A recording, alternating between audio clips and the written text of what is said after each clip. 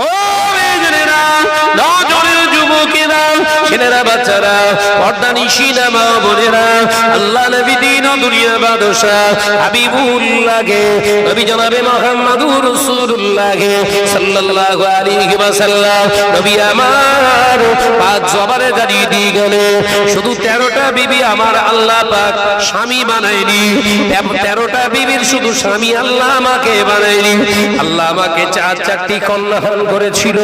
পৃথিবীর জমিনে আমার 4টি কন্যাকে পৃথিবীর জমিনে আমি হয়তো কোনো ইউনিভার্সিটিতে পড়াতে পারিনি, আমি নবী হয়তো পৃথিবীর জমিনে কোনো কলেজে পড়াতে পারিনি, হয়তো তাদের দামি দামি কাপড় কিনে দিতে পারিনি, জামা কিনে দিতে পারিনি।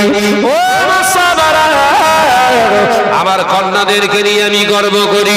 এ নজরেরা, নবীর কন্যাকে নিয়ে গর্ব করা যায়। 4জন মহিলাকে নবী মানুষ করলেন, পর করে দিলেন।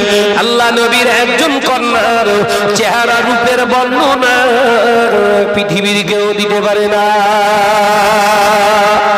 আরো জোরে বলুন সুবহানাল্লাহ।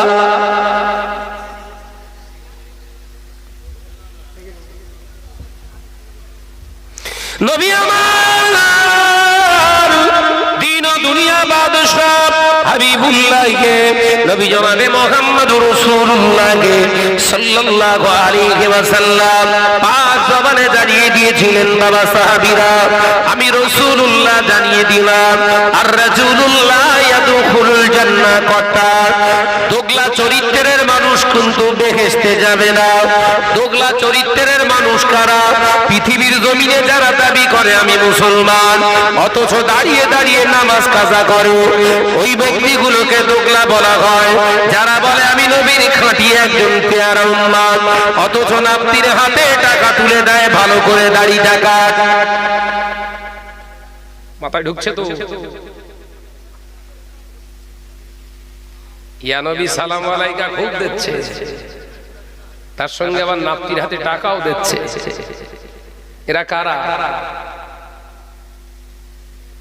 রাগ হচ্ছে দেখি? ভণ্ডামি খুঁজে পাওনি না? আমার দাদা হুজুর করেছিল বলে আমরা করি। দাদা হুজুর কেমন ছিল, কেন করেছিল, ওই চরিত্র তোর ভিতরে নি কেন? দাদা হুজুর ইয়া নবী সালাম আলাইকা পড়েছিলেন, দাড়ি চেয়েছে, এসব চুপ করে। দাদা হুজুর বিড়ির সুখ টান মেরে তাই নবীকে সালাম দিয়েছিল নাকি? হারা ফাটা প্যান্ট পরে কাটা প্যান্ট পরে সালাম দিয়েছিল। তোরা কি বাকি রেখেছিস? ভক্ত নাম দেছে ভক্ত। ফেরেশতা বলছে আয় কবরে তোর মেয়েরে মুখ দিয়ে তুলবো রক্ত।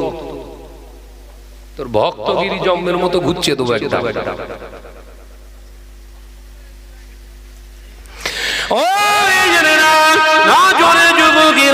ছেলেরা, বাচ্চারা, পর্দানিশিনা মা বোনেরা, আল্লাহ নবী দিন ও দুনিয়ার বাদশাহ হাবিবুল্লাহ নবী জনাবে মুহাম্মদুর রাসূলুল্লাহ সাল্লাল্লাহু আলাইহি ওয়াসাল্লাম পাক জবানে জানিয়ে দিলেন, ও আমার সাহাবারা, আমি রাসূলুল্লাহ জানিয়ে দিলাম, এমন একটা দিন আসবে, এমন একটা সময় আসবে, আমার উম্মাত ধনী হয়ে যাবে, মুসলমানরা ধনী হয়ে যাবে। ওই ধনী মুসলমানের কাছে আমার ইসলামটা গরিব হয়ে যাবে। মুসলমান ধনী হয়ে যাবে, ওই ধনী মুসলমানের কাছে ইসলাম গরিব হচ্ছে না, হয় না? জোরে বলে। এই মিনাখা ধানিহাটি এলাকায় আগে রাস্তা কাঁচা ছিল, কাদা রাস্তায় মানুষ হেঁটে হেঁটে গিয়েছে, আল্লাহকে ভোলে না, শরিয়াতের খেলাফ কাজ কোনো বাড়িতে হতে দেয় না। এলাকায় জলসা দিলে কাদা চটকে চটকে এসে জলসা শুনতে আসতো। ঘরের মহিলারা কোনোদিন জলসার দিনে বেহায়াপনা করার জন্য সেজে গুজে ঘুরতো না। কথা বলছেন না, ঘুরতো, শুধু শুনতো হুজুররা আসবে আজকে জলসায়, ওরা ফাঁকায় বেরোলে বন্ধ করে দিত। এখন কি হয়, হুজুরি ঢুস কমেছে। এই কথা বলছেন না কেন? যদি এটা চ্যাংড়া মতো হুজুর হয়, দেখতে যদি ভালো হয়, এই গাড়িতে ফোন নাম্বার লিখে রেখে চলে এসেছে, ইংরেজিতে লিখে রেখেছে কল মি।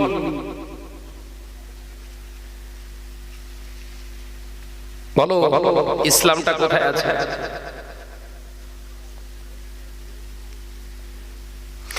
ও নজরের যুবকেরা, ছেলেরা, বাচ্চারা, পর্দা নিশিনা মা বোনেরা, আল্লাহ নবী দিন ও দুনিয়ার বাদশাহ হাবিবুল্লাহকে, নবী জনাবে মুহাম্মদুর রাসূলুল্লাহকে সাল্লাল্লাহু আলাইহি ওয়াসাল্লাম পাক জবানে জানিয়ে দিয়ে গেলে মুসলমানের সংখ্যা বেড়ে যাবে, মুসলমান ধনী হয়ে যাবে, দাড়িওয়ালা টুপিওয়ালার অভাব হবে না, হাজির অভাব হবে না, গাজীর অভাব হবে না, পীর মাশায়েখের অভাব হবে না, পৃথিবীর জমিনে আলেমের অভাব হবে না।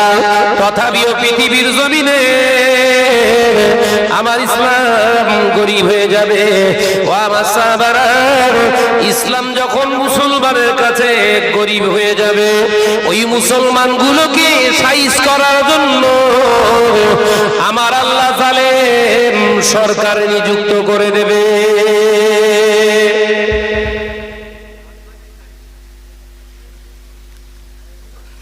কি কয় গো,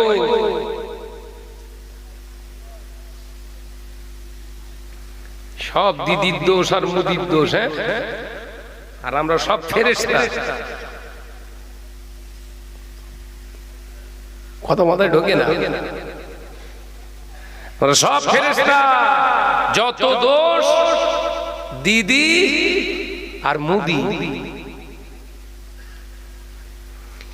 এলাকায় যদি রাস্তা খারাপ হয়ে যায়, নেতাদের বেঈমান বলা হয়, হারামখোর বলা হয়, ভালো বলেছিস, ঠিক বলেছিস।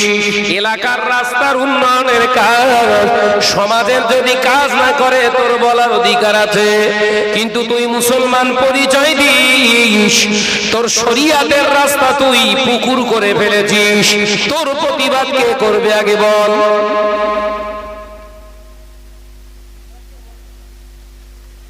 চুপ করেছেন কেন?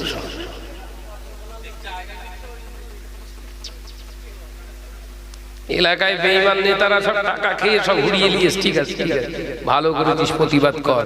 তা তুই সারাদিন যেই নামাজ কাজা করে মুরগিয়ে বানিলিস, এই যে শরিয়াতের বড় গাড্ডা খুঁড়েছিস, এ রিপেয়ার করবে কে? তোর বাপ। ও তো রাস্তা খারাপ করে দিয়েছে, তুই তো ধর্মকে খারাপ করে ফেলেছিস, সেই কুলাঙ্গার। কথা ঠিক না? জোরে বলেন না।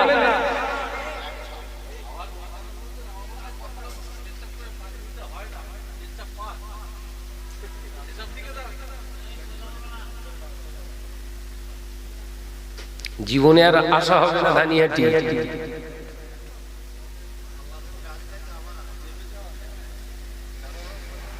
বলো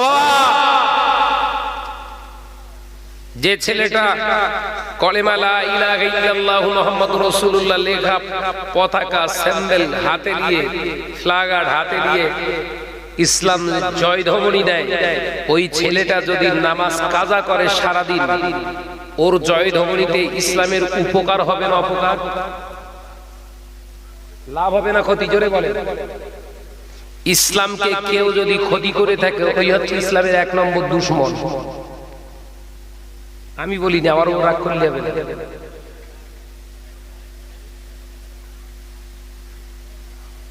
তোর উন্নতি কই?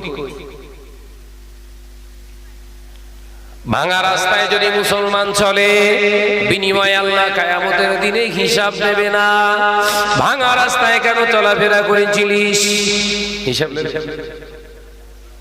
আমার সঙ্গে কথা বলতে হবে। যুবকেরা পেপার ছাউনি করে যদি ত্রিপলের নিচে মুসলমান বসবাস করে জমিনের উপরে, আবার আল্লাহ কি হিসাব নেবে? পেপারের নিচে কেন বসবাস করেছিলিস? কিন্তু যদি ভালো প্লাস্টারওয়ালা একতলা ঘরের ভিতরে বসবাস করে, ওর যদি 5 ওয়াক্ত নামাজ ঘরের ভিতরে না হয়, ওর বিবি যদি বেনামাজিনী হয়, ওর বিবি যদি বেহায়া খাতুন হয়, ওর হিসাব দিতে হবে না? হবে না।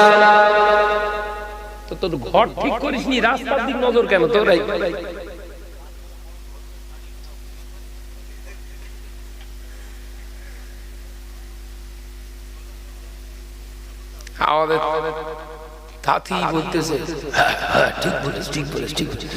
ঠিক বলেছ কি ভুল বলেছে ওটা ভালো করে 2 মিনিট বালিশে মাথা রেখে ভেবে যা।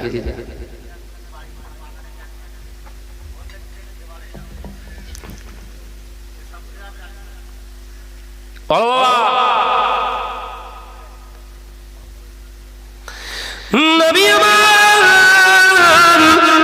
দুনিয়া বাদশাহ হাবিবুল্লাহ নবী জনাবে মুহাম্মদুর রাসূলুল্লাহ সাল্লাল্লাহু আলাইহি ওয়াসাল্লাম পাক জবানে জানিয়েছিলেন, মদিনার মসজিদে নববী শরীফে আল্লাহ নবী 1 তারিখে বলেছিলেন, বাবা সাহাবারা আমি রাসূলুল্লাহ তোমাদের সাবধান করে দিলাম, এই দুনিয়া যেন তোমাদের না খেয়ে ফেলে, দুনিয়াকে তোমরা খেয়ে ফেলো, দুনিয়া যেন তোমাদের না খেয়ে ফেলে, দুনিয়াকে তোমরা ভক্ষণ করে ফেলবে, দুনিয়া যেন তোমাদের না ভক্ষণ করে ফেলে। আল্লাহ নবী সাহাবারা প্রশ্ন করেছিলেন, ইয়া রাসূলুল্লাহ ইয়া হাবিবাল্লাহ, হুজুরের তাৎপর্যটা কি বলে? আল্লাহ নবী বলেছিলেন, বাবা সাহাবারা এর তাৎপর্য হলো এটাই, দুনিয়ার মায়ায় পড়ে দুনিয়ার উন্নতি করতে গিয়ে জানো আমি নবীকে তোমরা ভুলে যেও না।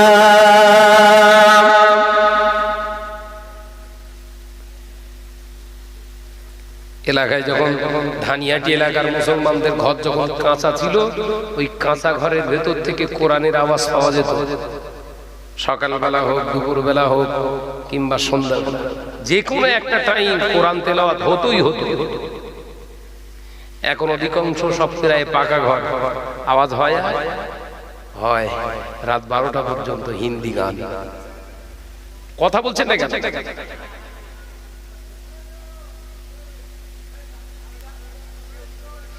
যে তার ধর্মকে ক্ষতি করে, ধর্ম বাণীকে অস্বীকার করে পায়ের নিচের দিয়ে মুচড়ে বেড়ায়, ও জাতি যদি সমাজের নেতা সাজার চেষ্টা করে, মার খাবে না? খাবে না? পিটি কুলো বেঁধে ঘোরো। বড্ড স্বপ্ন নেতা হবে না, সংসদে যাবে, ধুনিয়ে দেবেন। যাও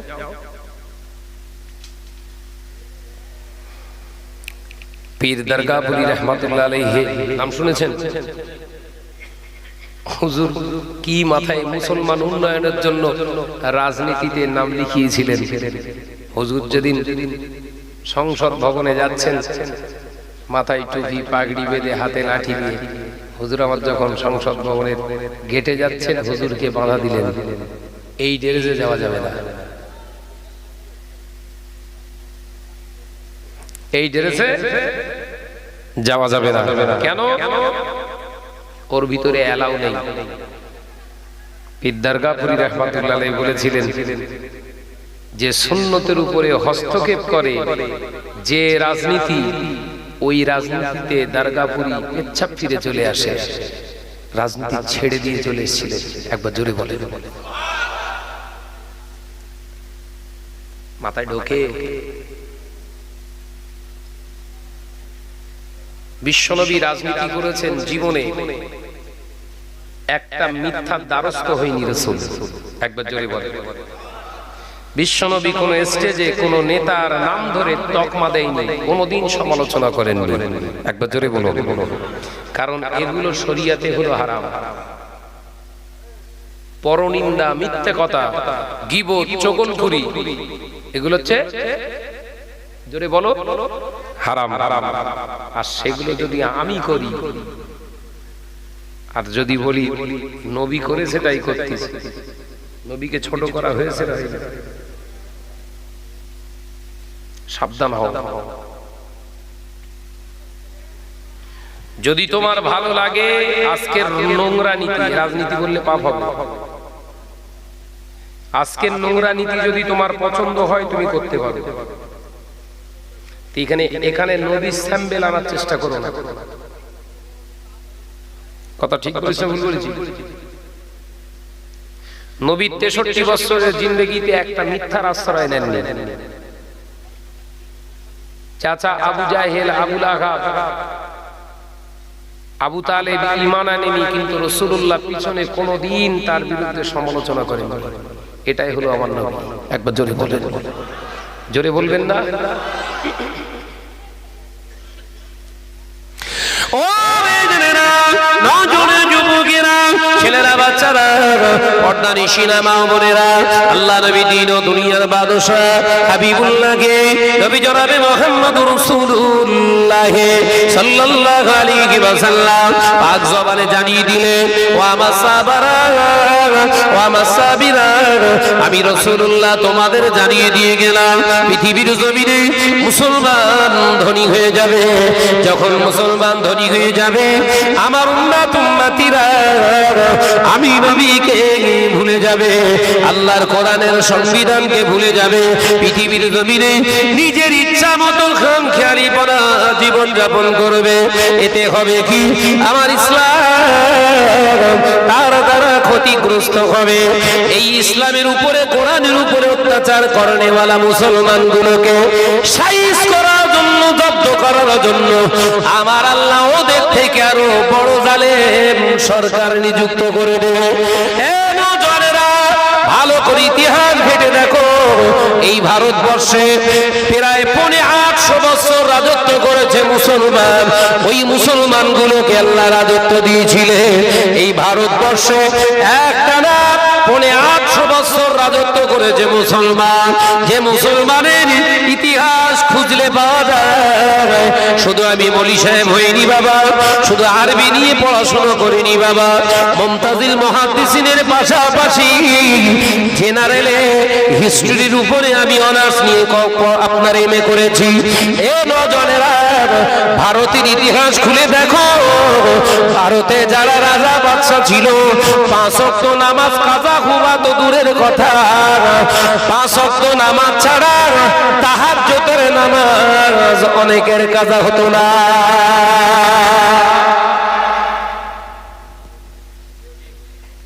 ভারতবর্ষ কেন আল্লাহ তাদের হাতে দিয়েছিল 850 বছর? মাথায় ঢুকছে তো নাকি? আল্লাহ বলেছে, বান্দা আগে তুই আমার হ, আগে আমার হ। ওই জন্য আল্লাহ বলেছেন, ইয়া আইয়ুহাল্লাযীনা আমানুত্তাকুল্লাহা হাক্কা তুকাতিহি ওয়া লা তামুতুন্না ইল্লা ওয়া আনতুম মুসলিমুন।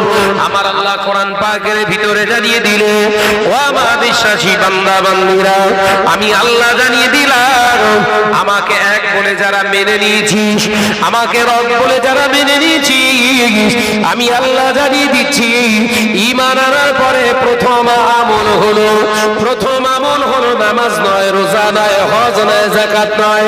আমি আল্লাহ এলান করছি, বান্দা তোর ঈমান আনার পরে প্রথম আমল হলো আমাকে ভয় করা। ঈমানদারের প্রথম আমল কি বাপ? আল্লাহকে ভয় করা। আর এই জিনিসটাই আমাদের কাছে নেই। কথা বলছেন না কেন? আমাদের ভয় হয় গাড়ি এসে ধাক্কা মারবে না তো, ওই জন্য এক সাইড দিয়ে গাড়ি চালাই। আমাদের ভয় হয় করোনা ভাইরাস নাক দিয়ে ঢুকবে না তো, অমনি গেঁজে পরে ঘুরতে। কথা বলছেন না? গেঁজে পড়তো কারা? গরুরা না? আমাদের সব দাদারা চাচারা সব মাঠে গরুলে এত তখন ওই পরের জমির ধান পাট খেয়ে নেবে বলে মুখে, হ্যাঁ আমাদের ওদের গেঁজে বলে, গেঁজে পরিয়ে দিত, মাল ভরিয়ে দিয়ে সে সিঙ্গির গোড়ায় বেঁধে দিলে চলে ধানের উপর দিলে আচ্ছা একবার বুঝতেই পারলি ধান কেন, ওর মুখ বন্ধ, ওইভাবে চলছে। আবার নিয়ে আসার সময় খাওয়া দাওয়া করিয়ে আবার নিয়ে আসার সময় মুখে গেছে, যা যেমন ফসল তেমন আছে। গেঁজে এমন একটা জিনিস, আমার আল্লাহ পাক বলছে হ্যাঁ তোকে আমি গোটা পৃথিবীর মানব জাতির শ্রেষ্ঠ মানবের উম্মাত বানালাম, তোদের মুখ ঠিক নি কেন? হ্যাঁ গেঁজে পর মাথায় ঢোকে না।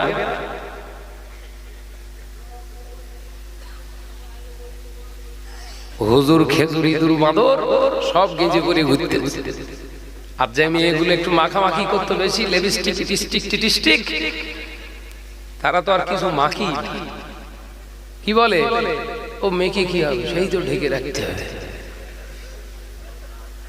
কথাটা ঠিক না বুঝতে বলতে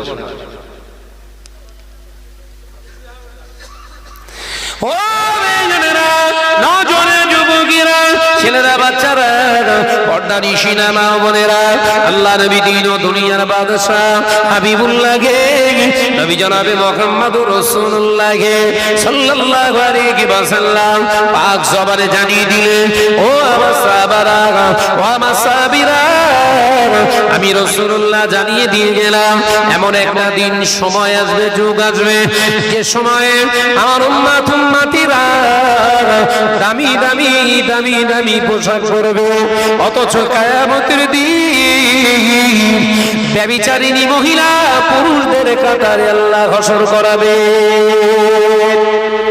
জোরে বলুন নাউজুবিল্লাহ। পোশাক পরবে দামি, কিন্তু হাসর হবে কাদের কাদের সঙ্গে? ব্যভিচারিণী মহিলা আর জেনাকারী পুরুষদের কাতারে। আল্লাহু আকবার কাবীরা। আল্লাহ পাকের হাবিবের সাহাবীরা বললেন, হুজুর এর কারণটা কি? কারণ বলবো? ও সাহাবীরা, এর কারণ অন্য কিছু নয়, এর কারণ হলো ওরা দামি পোশাক পরিধান করবে, উদ্দেশ্য নিজের ইজ্জত ঢাকার জন্য নয়, বরঞ্চ পুরুষরা আমার দিকে ফিরতে বাধ্য যেন হয়। এই যে গুড়গুড় গুড়গুড় করে ঘুরতেছে, ও ঢেকে ঘুরতেছে মনে করছেন নাকি? কথা বলছেন নাকি? আরে আমি পুরুষ হয়ে এত মোটা কাপড় পরছি, ও মেয়ে ছেলে আরো কত মোটা দরকার, কিন্তু না, সব মশারি ছেঁড়া পরে ঘুরঘুর ঘুরতেছে। মশারি কথা ঠিক না বল, জোরে বলেন। কোম্পানি বলিয়ে দিয়েছে পুরুষের নজর ঢুকুক অসুবিধে নেই, মশা জানো না ঢোকা, কারণ ম্যালেরিয়ার প্রকোপ খুব চলছে।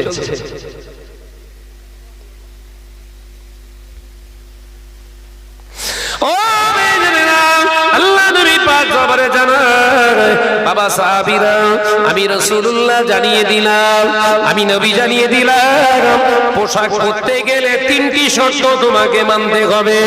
আল্লাহ নবী পাক জবানে জানিয়ে দিলেন, পোশাক পরতে গেলে তিনটি শর্ত তোমার মানা লাগবে। আমি নবী জানিয়ে দিলাম, এক নম্বর হলো ওই কাপড়টা যেন হালকা পাতলা জালি কাপড় না হয়। হালকা পাতলা জালি কাপড় পরা পুরুষ নারী উভয়ের জন্য হলো হারাম। হয় এসব খিঁচিয়ে পাগল হয়ে যাচ্ছে বক্তা, খিঁচিয়ে অম্লতঞ্জন মেখে উঠে নিতে হারাম।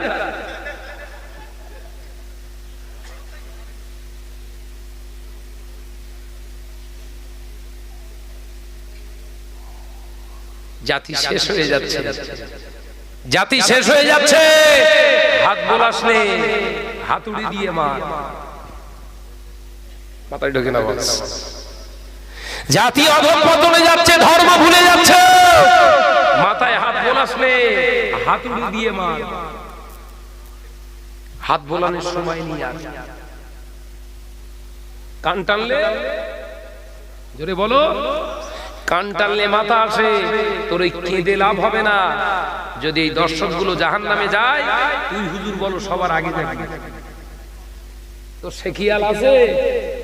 তুই এখনো বাবারে বাবারে হাতুড়ি ধর,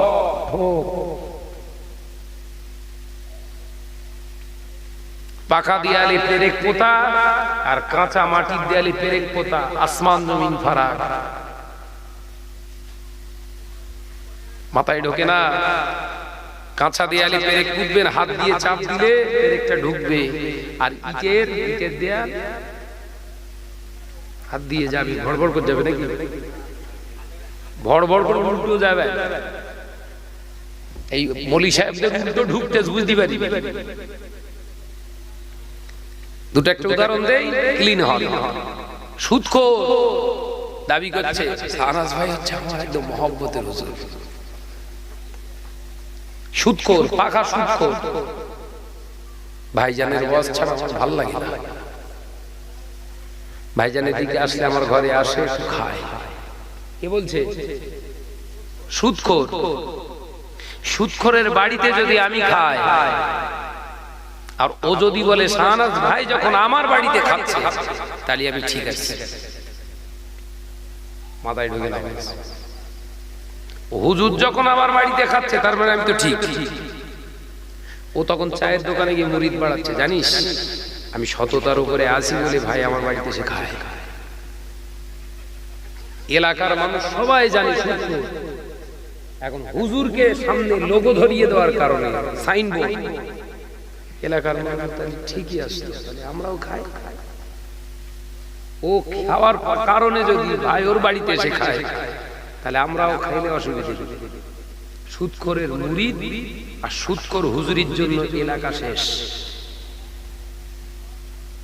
আর মুজাদ্দেদে জামান সুদখোরের বাড়িতে খেয়ে ফেললেন, গায়ের পিরানটা খুলে আব্দুল জব্বার মিয়াকে বললেন, বাবা অল্প দুটো খেয়ে ফেলেছি না জেনে। চোখ দিয়ে টস টস করে পানি পড়ছে আবু বকরের। মুজাদ্দেদে জামান ঝরঝর করে কাঁদছে আর গায়ের পিরানটা খুলে দিয়ে, বাবা আমি কলিকাতায় যাই, পোস্ট অফিসের মাধ্যমে 2টি টাকা পাঠিয়ে দেব। 2 টাকা, এতগুলো খাবার খেয়েছি, 2 টাকা। এই টাকাটা পেয়ে পারলে আমার পিরানটা পৌঁছে দিও বাবা। সুদখোরের বাড়ি খেয়ে ফেলেছি, আবু বকর এই পোশাকের যোগ্য নয়। একবার জোরে বলি। আমরা হুজুর, যে মেয়ে লোক নামাজ পড়ে না, লাইগেশন অপারেশন করেছে, বন্ধন গ্রুপের পাকা মহিলা সমিতির বড় মেম্বার, ও রান্না করেছে শুধু তেল মশলা একটু ভালো করে দিয়েছে বলে আঙুল চেটে খাচ্ছে সুন্নত আদায় করতে। তো হুজুরির কবরে বাস পড়বে না তো কার কবরে বাস পড়বে? কথাটা ঠিক না বুঝ? জোরে বলে।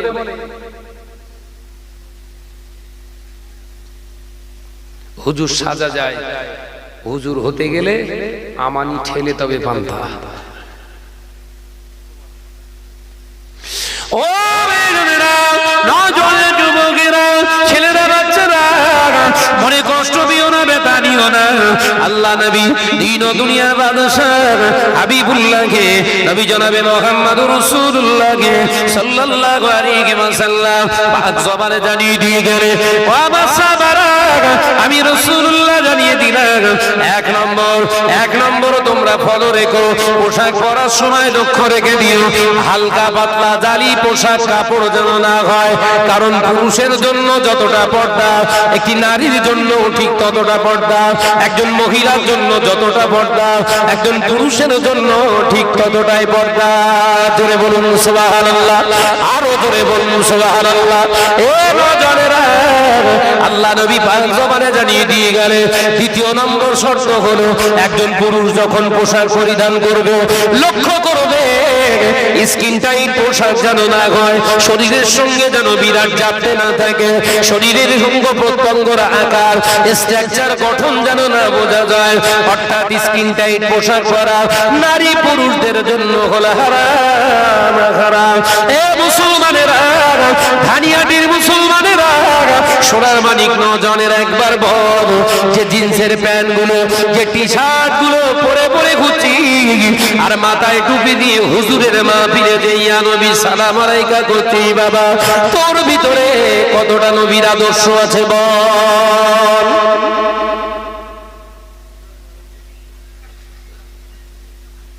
চুপ করেছে ঘরানি চাল ফাঁকা ইয়া নবী সালাম আলাইকা। শয়তান বলছে আমার লজ্জা লাগছে, দিস না, তুই আর সালাম দিস না, আমার লজ্জা লাগে, আমি ওই রকম শয়তানি করি, তুই আমার উপরের জিনিস।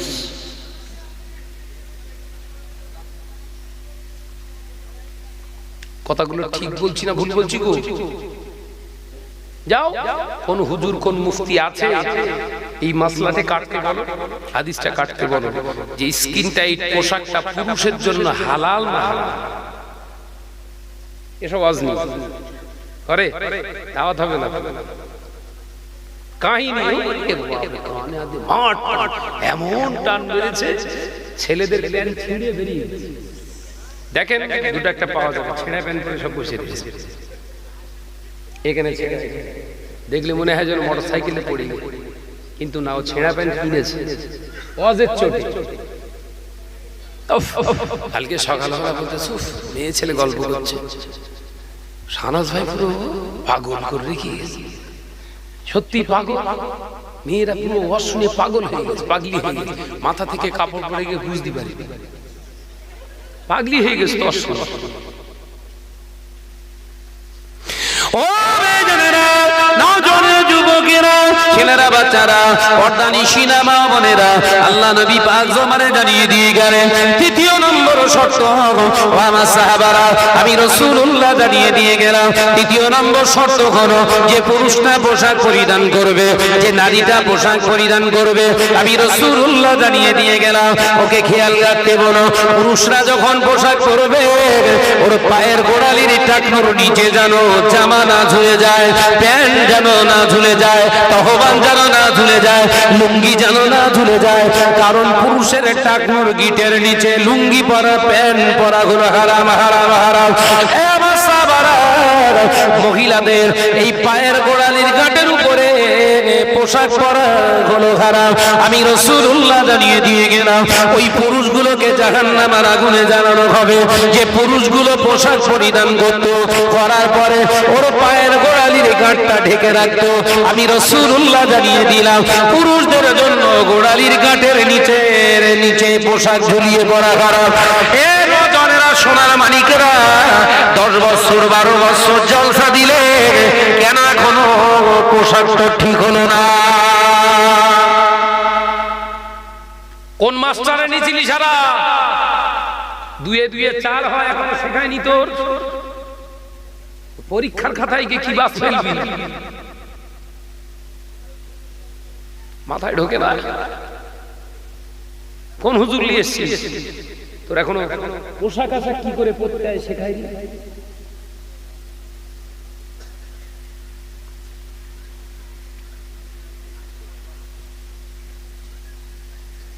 বাবাজিরা, প্রশ্ন দুটো একটা করব,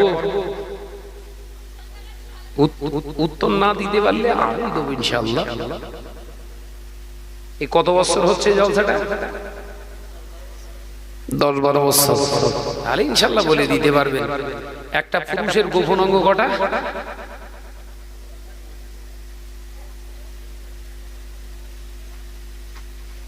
হয়ে গেল 10-12 বছর। একই প্রশ্নে একটু ধস। সবের আশায় বসে আছেন? দরকার নেই, এটা সবের শুধু মজলিস না, চরিত্র গঠনের মজলিস, ঘুমন্ত বিবেককে জাগ্রত করার জন্য মজলিস। কথা ঠিক না ভুল ধরে বলেন? সবের আশায় আছেন? বাড়িতে যে লেপ মুড়ি দিয়ে সুবহানাল্লাহ সুবহানাল্লাহ করতে করতে ঘুমান, সব পাবেন। কথা ঠিক না ভুল ধরে বলেন? কেন মূর্তি এখানে ঠান্ডায় বসে রয়েছে? কিছু শিখবেন, জানবেন, অজানা তথ্য, ছেড়ে যাওয়া জিনিসগুলো ধরার জন্যই তো। সেই যদি সেই কানে হাত ধরে বাবার উড়ে মারে, তোরে তুললি কেন? হারামের টাকা নাকি? হুজুরের হাতে নজরানা দিলে যেমন গুনে নেয় নজরানা, আমরা গুনে নেই, ওয়াজটাও এরকম বুঝে নেই। 4 টাকার কেতাবের ওয়াজ, ওই কাহিনী তোর পকেটে রাখ, শরিয়াতের কথা বল, এটা শরিয়াতি মজলিস, কথা ঠিক না ভুল জোরে বলে। কাহিনী ধুনতে এসছো,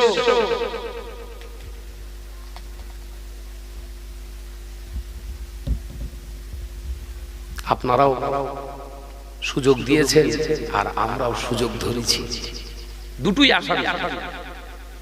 কথা বুঝতে পারলেন? আপনারা সুযোগ দিয়েছেন আর আমরা সুযোগ ধরে নিয়েছি, দুটোই আসামি। রতনে রতন ছিল। ও মেয়েরা, নজরের যুবকেরা, ছেলেরা, বাচ্চারা, পর্দা নিশিনা মা বোনেরা, আল্লাহ নবী দিন ও দুনিয়ার বাদশা হাবিবুল্লাহকে নবী জনাবে মুহাম্মদুর রাসূলুল্লাহ সাল্লাল্লাহু আলাইহি ওয়াসাল্লাম পাক জবানে জানিয়ে দিয়ে গেলেন, একজন পুরুষের একটা দুটো গোপন অঙ্গ নয়, একজন পুরুষের একটা দুটো গোপন অঙ্গ নয়। ও আমার সাহাবারা, একজন পুরুষের গোপন অঙ্গের সংখ্যা হলো 9টা।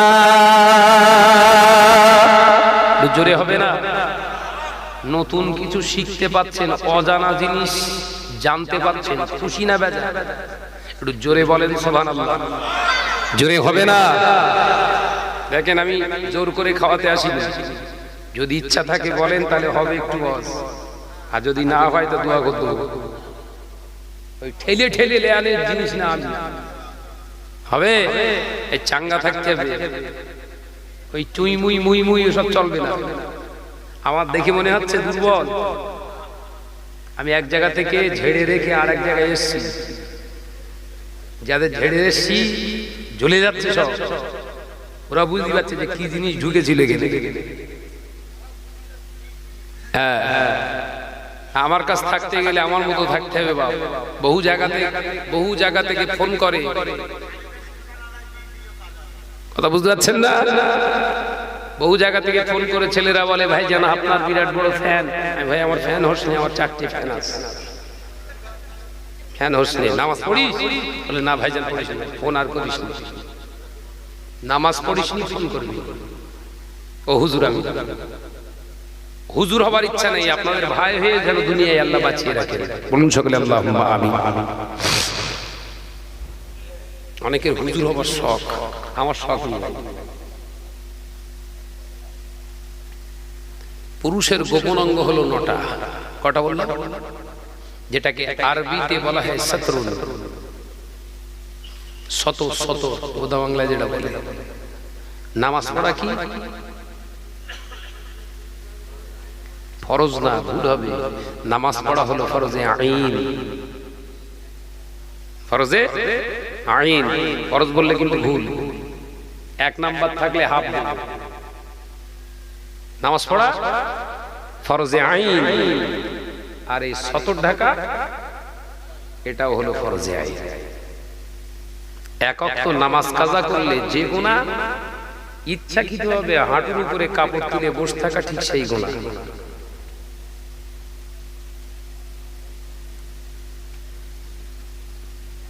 ঘরের ছেলেরা মাল কাঁচা মেরে ফুটবলে মেরতে চায়, আমি শুধু ভাবি কার ভক্ত।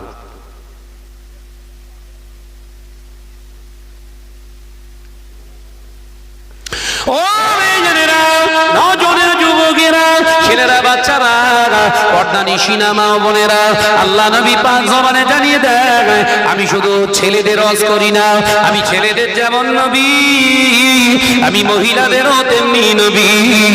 আমার সাহাবীরা, আমি রাসূলুল্লাহ জানিয়ে দিলাম, ছেলেদের গোপন অঙ্গ হলো 9টা, নারীদের, মহিলাদের গোপন অঙ্গের সংখ্যা হলো 30টা।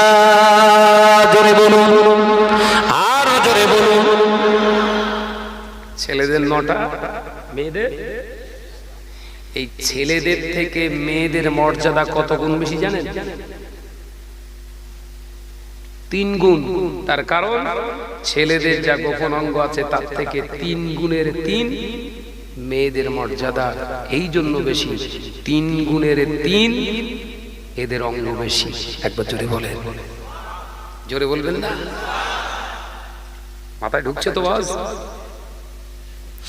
আল্লাহ নবী পাক জবানে জানিয়ে দিয়ে গেলেন, 1 নম্বর পুরুষের গোপন অঙ্গ হলো নাভি। নাভির নিচে পুরুষদের কাপড় পরা হলো হারাম। ঢুকছে? মাথায় ঢুকছে? অনেকে মুরব্বীর এসে কাপড় পরেছে, কলগের দৌড় পর্যন্ত আলগা করে দিলি ভালো হয়। 2-1 সময় মনে হয় না 10 ইঞ্চি পেরে ফস্কর ঢুকিয়ে দেই। হারাম খেয়ে খেয়ে ঘুড়ি এসে মোটা করে রেখে দিয়েছে। আমি তাহারি মাইকে দেবেন কিছু সব বলে সে কিনবে। প্রত্যেক দিন ভালো মন্দ খাচ্ছি না, কথা বলছেন না? 365 দিনে এক বছর হয়।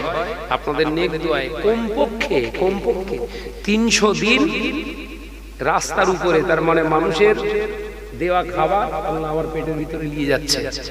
এবার সে রুচি হালাল হারাম সেদিকটা আলাদা, কিন্তু প্রতিদিন তো ভালো জিনিস আসছে আমার সামনে, তাহলে একটুখানি বেশ হওয়ার দরকার ছিল তো। ওই ফেরি মাল দরিয়া মেঢাল ও ক্লাসে শাহনাজ পড়িনি। বিশ্বনবী বললেন, যত ভালো প্রিয় খাবার আসুক না কেন, আমি রসুলের দিকে তাকিয়ে খানা খেও। খানা খাওয়ার সময় খাবারের দিকে না, আমি রসুলের দিকে তাকিয়ে খানাটা খাবে। জি, পেট ভর্তি খানা খাওয়া মুসলমানের খানা নয়। 1 কোণ খালি রেখে খানা খাও। আমি রসুল বলছি, খানা খাওয়াটাও হলো ইবাদত। একবার জোরে বলুন, জোরে হবে না? সুবহানাল্লাহ, ধুলে দিচ্ছে একদম। 40-এর দাওয়াত করেছে, পেঁয়াজ পকেটে ছিঁড়ে যাচ্ছে।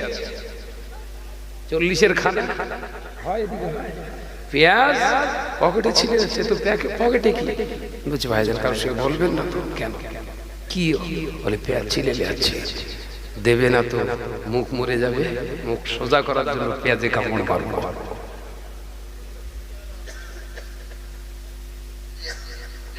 মিলছে সমাজের সঙ্গে, মিলছে শাহনাজের কথা। ও মেয়েরা, নজনের যুবকেরা, ছেলেরা, বাচ্চারা, পর্দা নিশিনা মা ও বোনেরা, আল্লাহ নবী পাক জবানে জানিয়ে দিয়ে গেলেন, 1 নম্বর পুরুষের গোপন অঙ্গ হলো নাভি।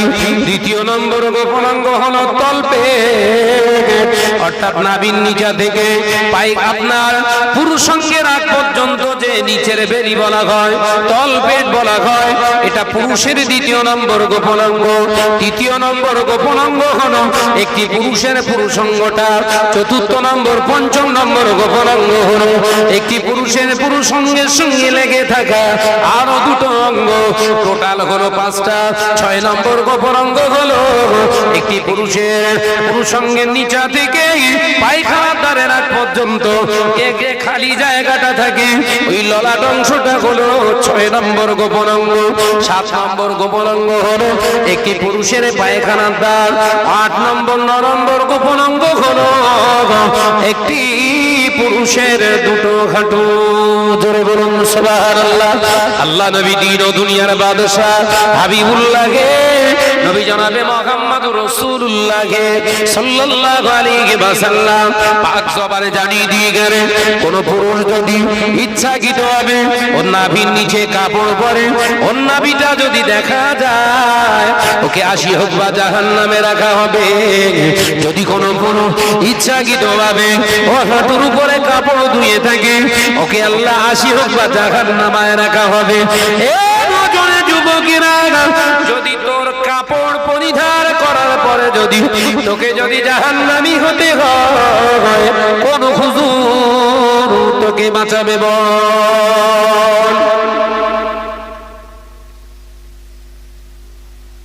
পোশাক ঠিক কর। নজওয়ান, সময় আছে এখনো, বেঁচে আছিস মানে এই সময়টা তোর কাছে সবথেকে পৃথিবীর শ্রেষ্ঠ সময়। এই সময়টাকে মর্যাদা দিয়ে আজকে থেকে পরিবর্তন হ। আমার আল্লাহ তোর প্রতি খুশি হয়ে যাবে। একবার জোরে বলুন, যদি হবে না সুবহানাল্লাহ।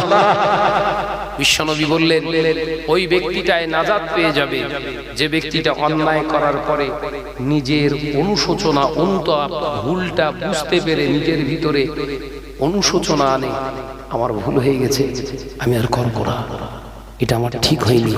আল্লাহ রাসূল বললেন এই অনুশোচনা আনার কারণে আমার আল্লাহকে মাফ করে দেবে। একবার জোরে বলো, জোরে বলো না। অন্যায় করার পরে যে আবার মারে, ঠিক করেছি, রাসূলুল্লাহ বললেন মার খাবে। প্রাণ খুলে দরুদ শরীফ আল্লাহুম্মা একসঙ্গে হচ্ছে না। ওয়ালা আলি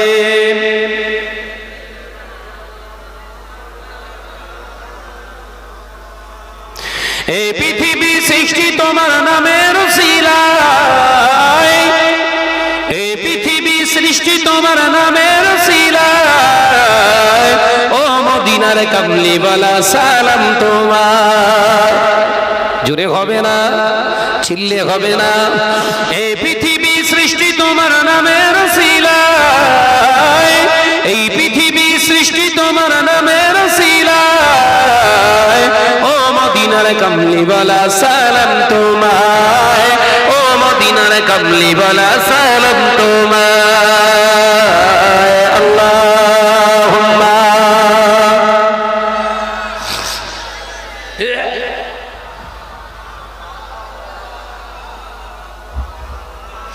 ওয়ালা আলি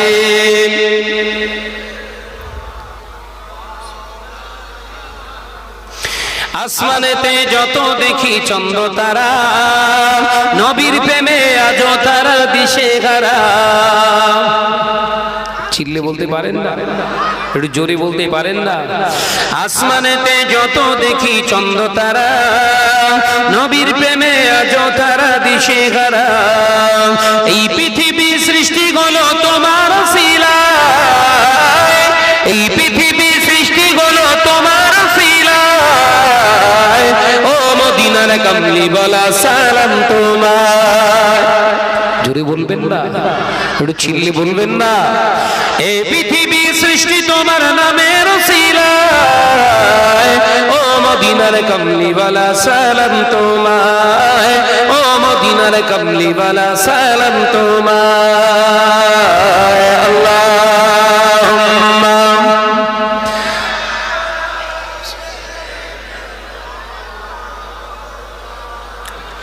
ওয়ালা আলি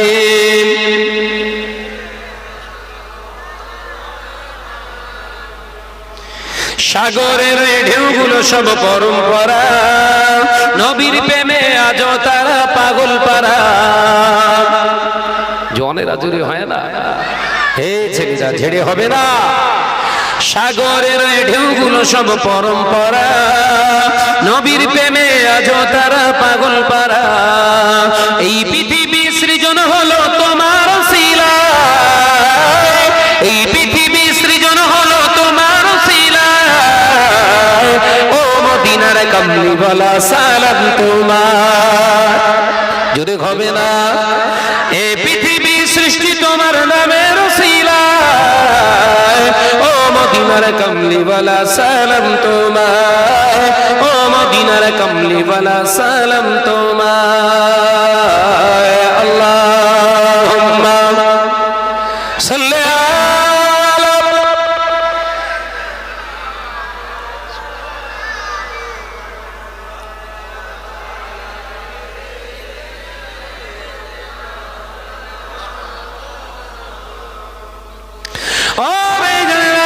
নজনের যুবকেরা, ছেলেরা, বাচ্চারা, আল্লাহ নবী পাক জবানে জানিয়ে দিয়ে গেলেন মহিলাদের গোপন অঙ্গ কটা। জোরে বলো 30টা। আল্লাহ নবী একজন মহিলার 1 নম্বর গোপন অঙ্গ নাভির কথা বললেন না, স্তনের কথা বললেন না, পেটের কথা বলেন না। আমার নবী জানিয়ে দিলেন একজন নারী, একজন মহিলা 1 নম্বর গোপন অঙ্গ হলো মাথার চুল। জোরে বলুন, আরো জোরে বলুন। এ নজরে যুবকেরা 1 নম্বর মহিলাদের গোপন অঙ্গ হলো ওর মাথার চুল, দ্বিতীয় নম্বর গোপন অঙ্গ হলো ওর মাথা, তৃতীয় নম্বর গোপন অঙ্গ হলো ওর ডান কান, চতুর্থ নম্বর গোপন অঙ্গ হলো ওর বাম কান, পঞ্চম নম্বর গোপন অঙ্গ হলো ওর ঘাড়, 6 নম্বর গোপন অঙ্গ হলো ওর ডান কান, 7 নম্বর গোপন অঙ্গ হলো ওর বাম কান। আল্লাহ নবী এক এক করে বর্ণনা করতে করতে জানিয়ে দিলেন একজন নারীর 30 নম্বর গোপন অঙ্গ ওর পায়ের গোড়ালির গাঁট। কোন নারী যদি ইচ্ছাকৃতভাবে কাপড় জামা পরার পরে ওর পায়ের গোড়ালির গাঁটের আলগা করে দেয়, পৃথিবীর পুরুষরা যতবার ওই গোড়ালির গাঁটের দিকে তাকাবে ততবার ব্যভিচারের গোনা লেখা হবে। জোরে বলুন নাউজুবিল্লাহ। ঘরের মেয়ে লোকগুলোকে আবার 12 হাত শাড়ি কিনে পরাচ্ছে, পরান বলে হুজুর আমার বিবি খুব ভালো, কি রাখো? আর আমি বিবিরে শাড়ি পরাই। বিবি তো আপনার। হ্যাঁ, শাড়ি পরান কেন? বলে না, এলাকার মানুষ, এলাকার মানুষের হক আদায় করছে। মাথায় ঢোকে না? যদি মনে করো যদি বিবিটা আমার, তাহলে আজকের পর থেকে একবার শাড়ি পরতে দেন। যদি দেখেন ছাঁদ আলগা, ভিত আলগা, ওরা শাড়ি দিও না। যত বড় হুজুরির মুরিদান হও না কেন, কাবা বাইতুল্লাহ শরীফের ভেতরে গিয়েও যদি ইবাদত করো, আর তোমার বিবির যদি ছাঁদ আলগা থাকে, ভিত আলগা যদি থাকে, তোমার ঠিকানা আমি বলছি না, রাসূল বললেন সিধা জাহান্নাম। মাথায় ঢুকছে? তাহলে ওই সমিতিকরণেওয়ালা ভাবিগুলো কি হবে? বন্ধন গ্রুপের সব বড় বড় মুরিদান বলে ভাইজান আপনার ভাবি কি ভালো। কেন? তাহাজ্জুদ পড়ে নাকি? বলে না, নামাজ পড়ে না, বিশাল ভালো। জুতো আর পায়ে রাখতে ইচ্ছা করে?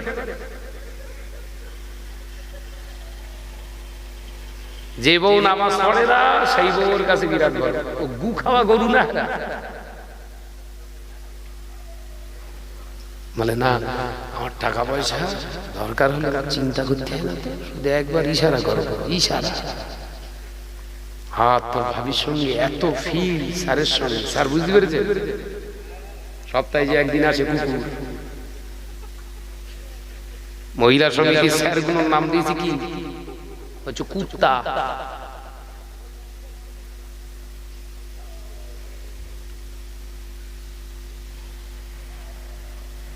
কুকুরের কাছে মানুষ গেলে আবার সে মানুষ হয়।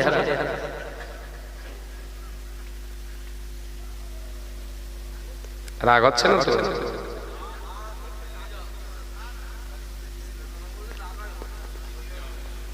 এলাকায় বস করতে গেলেই ছেলেরা শুধু কানের কাছে এসে বলে ভাইজান একটু মহিলার সঙ্গে দিলে বলবেন, বন্ধন গ্রুপলে বলবেন। কেন, কি হয়েছে, কারা করছে? বলে আমাদের মা ভাবিরা করতেছ। তোরা কি করছিস? বলে হুজুর আমাদের কথা শোনে না। আমি শুনবে কি? হিজড়ের কথা আবার মেয়ে ছেলে শোনে? ভুল বলিস নাকি? আরে বউ তো আমারও আছে, আল্লাহ ওর ক্ষমতা হবে বেগানা পুরুষের সঙ্গে মিটিং করবে, ওর রলা খুলে ফেলবে।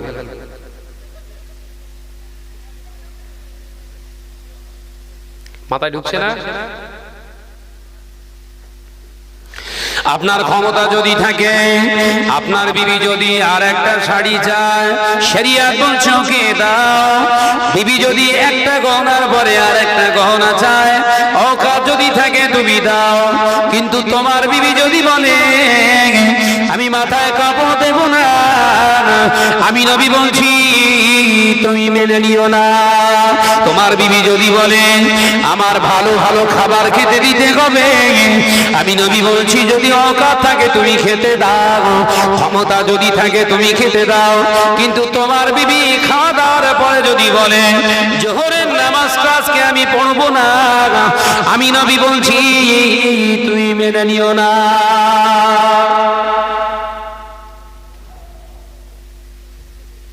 তো সব আল্লাহ পূরণ করবো আমি, আল্লাহ যদি আমার সেই ক্ষমতা দেয় অখাত দেয়। কিন্তু তুই বেনামাজি বেহায়া হয়ে থাকবি, চান্স নেই। বলে হুজুর বেশি টাইট দিলে আবার মিনা খাতা নাই গে অভিযোগ করবে। কথা ঠিক না বলছো রে? বলে ভাইজান কি কষবো, ওরা তো করলেই তো এফআইআর করবে, করুক গে। বলে না ভাইজান ফেসে যাবো। কেন? যদি বলে আমার সব ফিরিয়ে দাও, কি ফিরিয়ে দিই? আর বলতে চাই না। ও মানুষের জাত হয়ে গরুর দরে বিক্রি হয়ে আছে, ও তো পাকাসো দু পেয়ে গরু আছে 1,03,000 ভরি, তার সঙ্গে আবার কেটিএম, গাড়ির নাম নিয়েছে আবার কেটিএম, আটটিয়া কেটিএম। মানে কি? কে তোর কাল, টিতে হয় তোর, এমে হয় মৃত্যু। তুই ওই গাড়ি চাপবি আজকে, কাল কি মরবি। কেটিএম।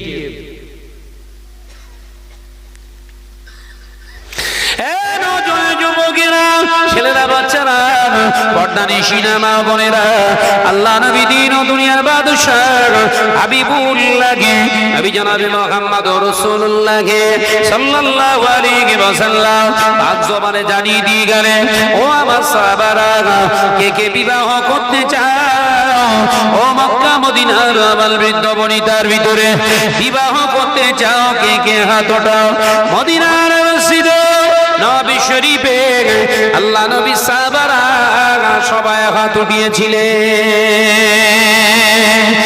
আরো জোরে বলুন সুবহানাল্লাহ। আল্লাহ নবী তাকিয়ে দেখলেন আমার একদম নগণ্য, আমার একদম নিষ্ঠ গরীব সাহাবী আসহাবে সুফফাগণ, তারা হাত উঠিয়েছে। আল্লাহ নবী বললেন নিকাহ সুন্নাত, বিবাহ করা হলো আমার সুন্নাত। আল্লাহ নবী সুন্নাত আদায় করার জন্য আসহাবে সুফফারা হাত উঠিয়েছে। আল্লাহ নবী মুচকে হেসে বললেন, ও আমার সাহাবারা, আর রাজুলুন নিকাহ শর্তুন সালাসা, শুধু বিয়ে করব বললে হবে না, পুরুষ বিয়ে করতে গেলে তার ভিতরে 3টি শর্ত থাকতে হবে।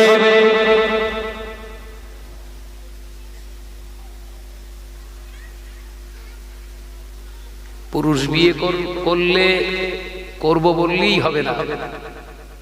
যদি মুসলমান হন তাহলে শরিয়াতের শর্ত মেনে আপনাকে বিয়ে করতে হবে। পুরুষ বিয়ে করবে শর্ত কটা বলেছে? আমার আলোচনা বুঝতে পারছেন তো? পুরুষ বিয়ে করতে গেলে পুরুষের শর্ত কটা কে বলছে? বিশ্বনবী। শরিয়াত বলছে যদি ক্ষমতা থাকে, এই শর্ত যদি পালন করতে পারিস, পারলে 4টে কর, পারলে 4টে। আর এই 3টে শর্তর একটা শর্ত যদি কমই হয়, তোর একটা বিয়ে করাও জায়েজ না।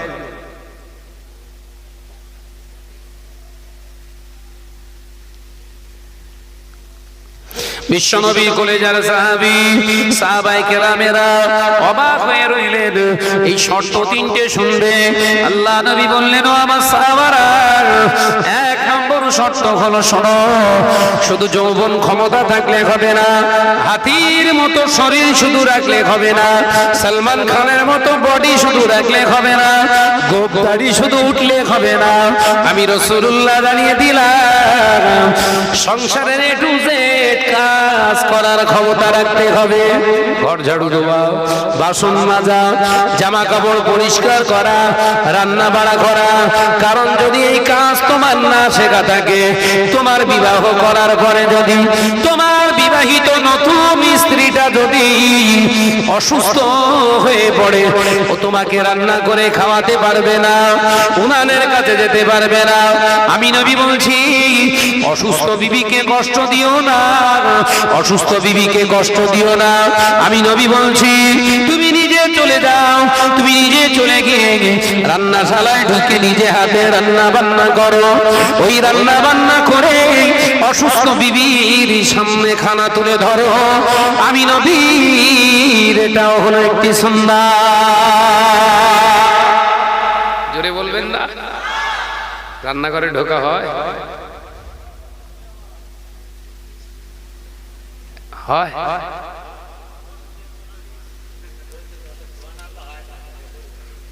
কথা বুঝতে পারেন? আমরা আবার রান্নাঘরে ঢুকবো? আমরা তো শুধু কিনে এনে দিলাম ঠ্যাংনা কষালিয়া কষালিয়া। হ্যাঁ ঠ্যাংনাড়া দিচ্ছে বলতে কষা হয়েছে হেরা, কষা হয়েছে হেরা। আল্লাহ নবী বললেন তুমি হাজব্যান্ড না, তুমি হলে কুত্তা ব্যান্ড।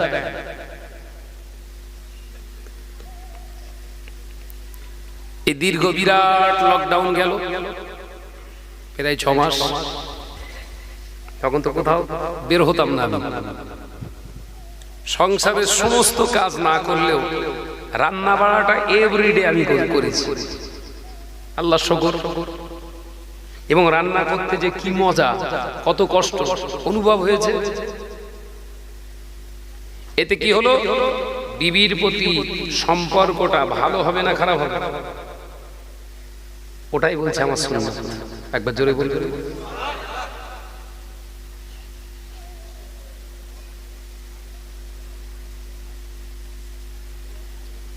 আজকে মুসলিম সমাজ কোথায়?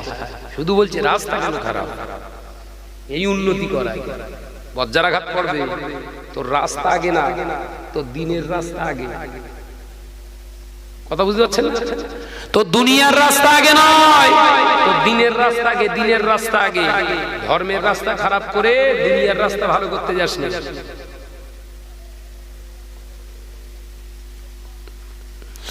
ও নজরে যুবকেরা, ছেলেরা, বাচ্চারা, পর্দানিশীরা, মা বোনেরা, আল্লাহ নবী দিন ও দুনিয়ার বাদশাহ হাবিবুল্লাহকে, নবী জনাবে মুহাম্মদ রাসূলুল্লাহকে সাল্লাল্লাহু আলাইহি ওয়াসাল্লাম পাক জবানে জানিয়ে দিয়ে গেলেন, দ্বিতীয় নম্বর শর্ত হলো, ও আমার সাহাবারা, তোমরা যারা বিয়ে করবে, আমি নবী বলছি, দ্বিতীয় নম্বর শর্ত হলো যে মেয়েটাকে বিয়ে বানাবে, বিয়ের দিনেতে নগদে নগদে তোমার নিজের পরিশ্রমের টাকা, পরিশ্রমের জিনিস দিয়ে বিয়ের দিনেতে নগদে নগদে মোহরানা মেটাতে হবে। কোন টাকা? মোহর, মোহরানা। এই মোহরানাটা আমি বিয়ে করব, আমার বাপের টাকা দিয়ে মোহরানা দেয়া চলবে। এই শুনছেন? বিয়ে করছে কি আমার বাপ, আমি তো। তাহলে বউ যখন আমার, টাকাটা আমার হওয়া লাগবে, এটা তো শরীয়তের শর্ত। কিছু কিছু কাওরা বেরিয়ে যাওয়া, কন্যা পক্ষ থেকে টাকা হলে ওই টাকার আবার মোহরানা। এরা মুসলমান না বলো?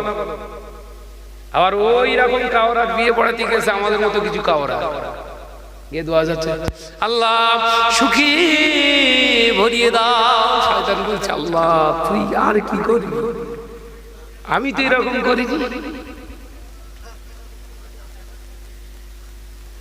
কথা ঠিক না? বুঝে বলে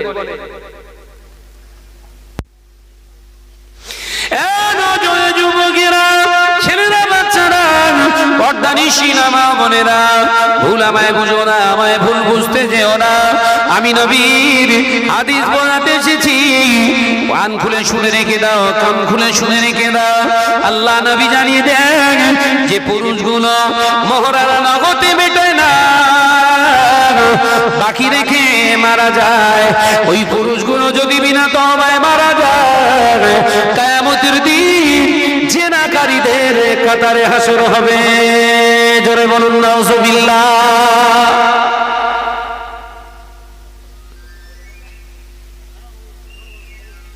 মোহরানা যার বাকি আছে কারুর বলা দরকার নেই। এখানে যারা বসে আছে অনেকেই আছে, কারুর বলা দরকার নেই। যার দেনা আজকে রাতে জলসা, আমি শেষ তো নাকি, আমার পরে আছে আর আমার দোয়া করার পরে, সালাম কালাম হয়ে যাওয়ার পর একদম সিধা গিয়ে বউকে সালাম মেরেই জড়িয়ে ধরো, তুই আমারে ক্ষমা কর। কথা ঠিক না? বুঝলে কি বলছে ও? সিধা গিয়ে বাড়িতে গিয়ে বউরে জড়িয়ে ধর। জড়িয়ে ধরলে গুনাহ হবে? নিজের বিবিরে জড়িয়ে ধরা গুনাহ না সওয়াবের কাজ? আল্লাহ রাসূল বলেন ইবাদত। একবার জোরে বলে, জড়িয়ে ধরে ক্ষমা চাইলে কচির মা, আমি সেই তোর মোহরানা দিতে পারিনি, আমি শাহনাজ ভাইয়ের আজকে ওয়াজ শুনে আমার কেমন হচ্ছে, কিয়ামতের দিন তোকেও জেনাকারী হিসাবে, আমাকে জেনাখোর হিসাবে আল্লাহ দাঁড় করাবে, তুই আমারে ক্ষমা করে দে আল্লাহর রাস্তায়। দেখবেন ও শত শত্রু বা শত দুশমন হলেও ও মুচকে হেসে বলবে, আর ক্ষমা চাইতে হবে না, আমি কবে তোমাকে ক্ষমা করে দিয়েছি। আল্লাহ রাসূল বলছে ক্ষমা হয়ে গেল। একবার জোরে বলেন, জোরে হবে না, ভুলবেন না তো? নাকি দালাল ফিট করবেন আবার? সমাজে দালালি আছে সব জায়গায়। মাল যখন বান্ডেল করে ফেলেছে, তিনটে কাপড় পরিয়ে দুটো দালাল গুজগুজ করে দিয়ে ভাবির কাছে বলছে, আর কি হবে ভাবি, সবার চলে যেতে হবে, তা তুমি ওই মোহনাটা মাফ করে দাও আল্লাহর রাস্তায়। এরকম দালালি করে না? করে না? এই মোহরানা মাফ চানেওয়ালা দুটো দালালকে ঘুরিয়ে যদি ভাবি প্রশ্ন করে, 40 বছর ধরে তোরা কি আমার কাছে শুয়েছিলিস?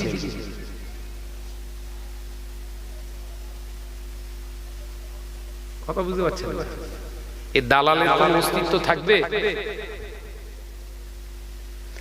ভাবি আল্লাহর রাস্তায় মাফ করে দেন। ভাবি আর সহ্য করতে পারিনি, হাত দুটো তুলে বলছে আল্লাহর রাস্তায় মাফ করে দিলাম, আল্লাহর রাস্তায় মাফ করে দিলাম। কি বলছে? এর মানে কি? মাফ জীবনে হবে না, জীবনে হবে না। হাত বলছে জীবনে হবে না, ওর জবান বলছে জীবনে আমি মাফ করে দিলাম, ওর হাত বলছে কখনোই হবে না।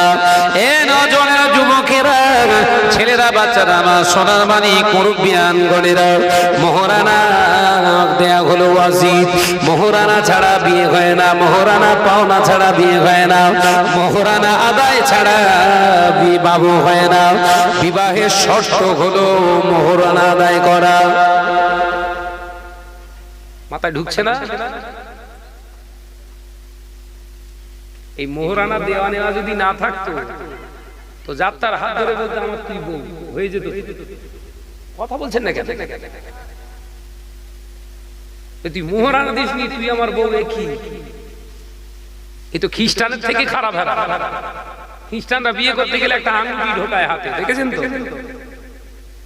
দেখেছেন খ্রিস্টানের বিয়ে? দেখবেন ওই বিয়ে পড়ানোর সময় একদম ওই যে ওদের মানে কি যে বলে, যে বিয়েটা পড়ায় ওদের ফাদার, ওই ফাদারের সামনেই ছেলে একটা আঙ্গুঠি নিয়ে মেয়েটার হাতে দিয়ে দিল, ওইটাই হলো ওর মোহরানা।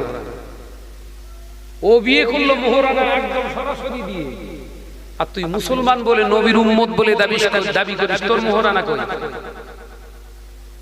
মার খাবি রে বাপ, সাবধান হও।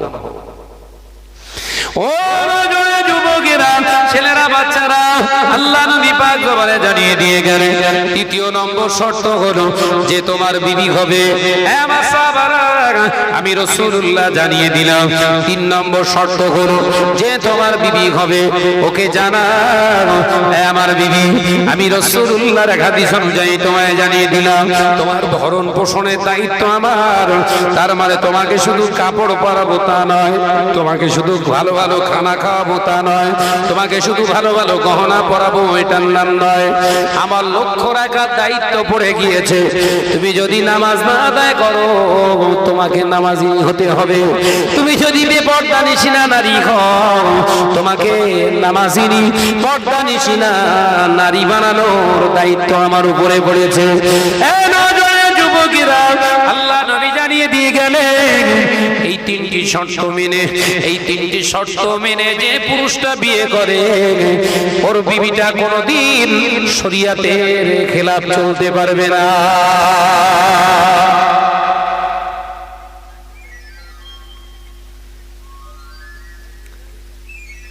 আহা, ও ধরে লিয়া ওরে ধরে চটকা বাঁশি বাজাচ্ছে জলসায় ধর।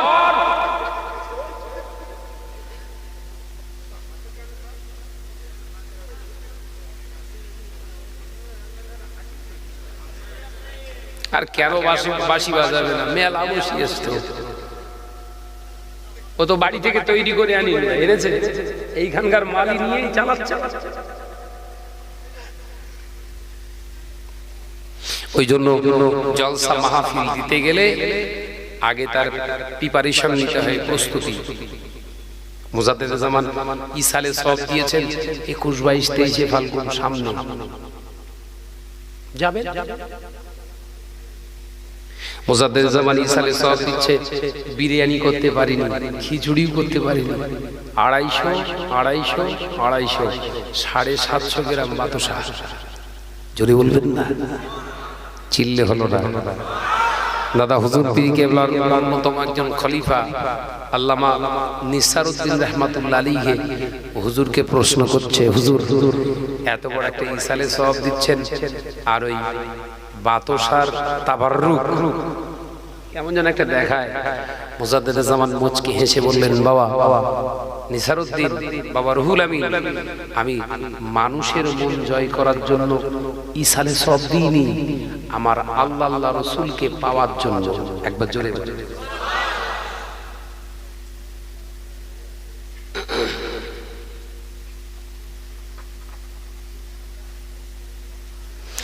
ও নজরে যুবকেরা, ছেলেরা, বাচ্চারা, আল্লাহ মাদানা হুজুর পীর কেবলা রহমাতুল্লাহ আলাইহি ইসালে সওয়াবে প্রথম দিন চলে গেল।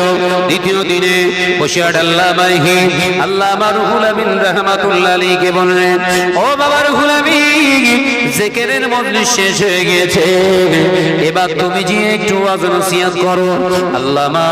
আল্লামা রুহুল আমিন রহমাতুল্লাহ আলাইহি হুজুর আমার টিনের চালার ভিতরে দাঁড়িয়ে ওই মাহফিলে হুজুর আমার মেম্বারে দাঁড়িয়ে দাঁড়িয়ে ওয়াজ করে। এ নজরেরা, হুজুর ওয়াজ করছেন, হঠাৎ দেখতে পাওয়া যায় মুজাদ্দেদ জামানের খলিফা আল্লামা রুহুল আমিন রহমাতুল্লাহ আলাইহি ওয়াজ করছে।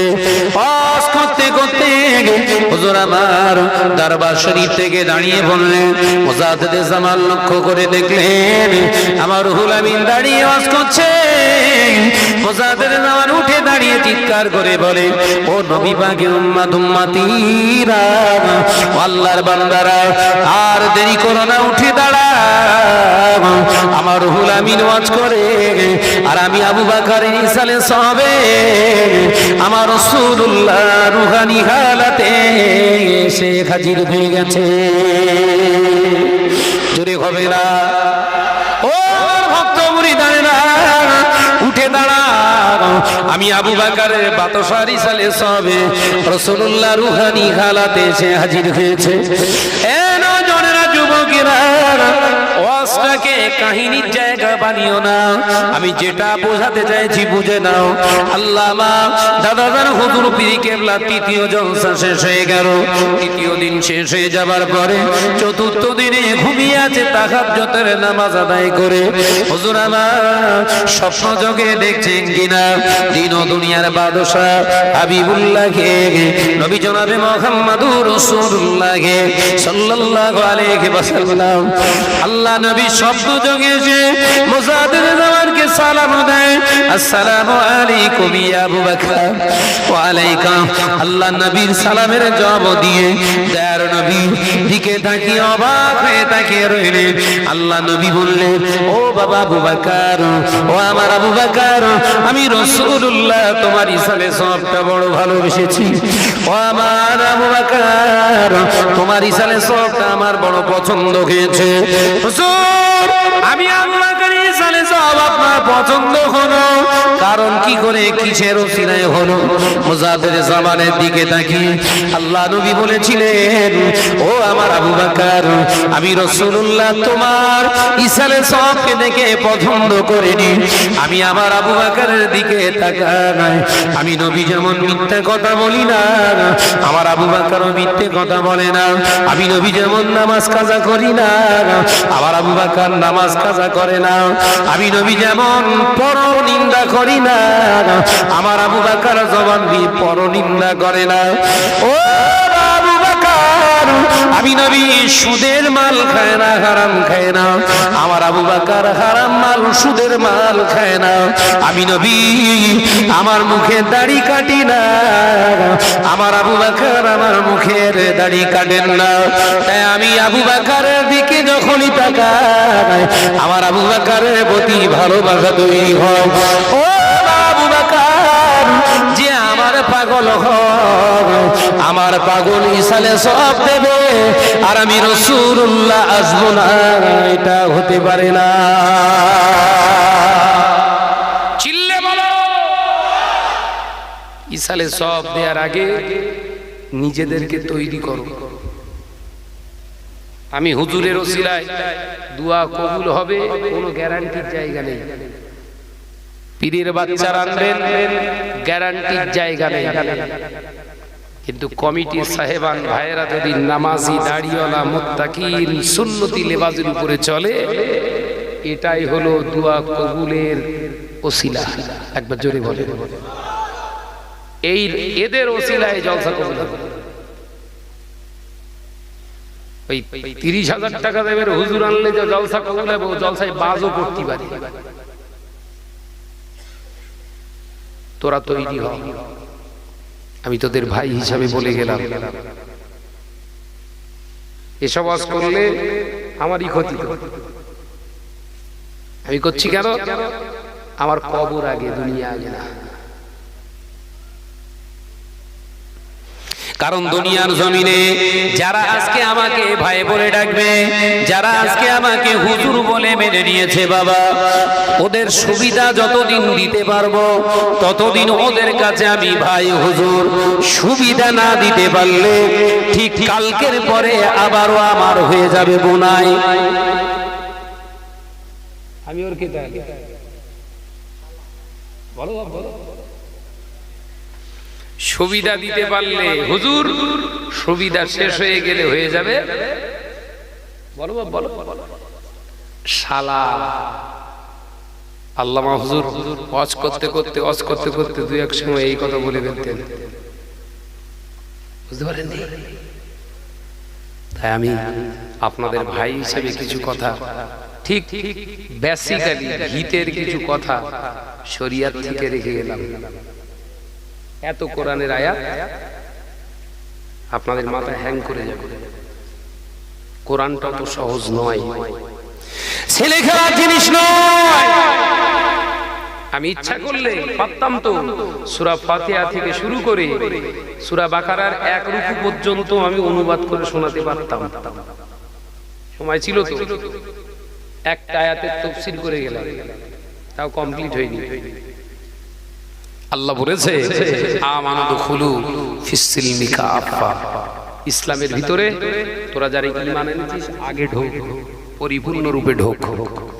ইসলামের ভিতরে ঢুকলে নামাজ ছেড়ে যাবে না, ইসলামের ভিতরে ঢুকলে তোর দাড়ি কাটা যাবে না, ইসলামের ভিতরে ঢুকলে তোর ঘরের ভিতরে সুদের টাকা ঢুকবে না, ইসলামের ভিতরে ঢুকলে তোর ঘরের মেয়েটা বকরি ছাগলের মতো ঘুরঘুর করতে পারবে না, ইসলামের ভিতরে ঢুকলে তোর বাড়িতে হিন্দি গান বাজবে না, ইসলামের ভিতরে ঢুকলে তুই কখনো পরের শাদী খেতে পারবি না, ইসলামের ভিতরে ঢুকলে কোনদিন পরনিন্দা তুই করতে পারবি না, ইসলামের ভিতরে ঢুকলে মিথ্যে কথা জবান দিয়ে তুই বলতে পারবি না।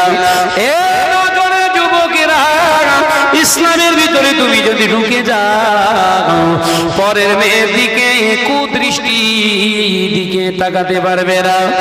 এ সোনা মানিকেরা, আমি তোমাদের ভাই শাহনাজ বলে যাই, ইসলামের ভিতরে ঢুকে তোমার যদি দুনিয়ার জমিনে কষ্ট হয়, 1000 টাকা হারামের টাকার খানা খাওয়ার থেকে 1 টাকা ইসলামের ভিতরে ঢুকে হালাল টাকার শুকনো মুড়ি কিনে খেয়ে ঘুমাও, পানি খেয়ে আল্লাহকে স্মরণ করে শুকর আদায় করে শুয়ে পড়ো, ওটা যদি তোমার জীবনের শেষ ঘুম হয়, ওই ঘুমটা আমার আল্লাহ বেহেশতের অনন্তকালের ঘুম হিসাবে মঞ্জুর করে নেবে।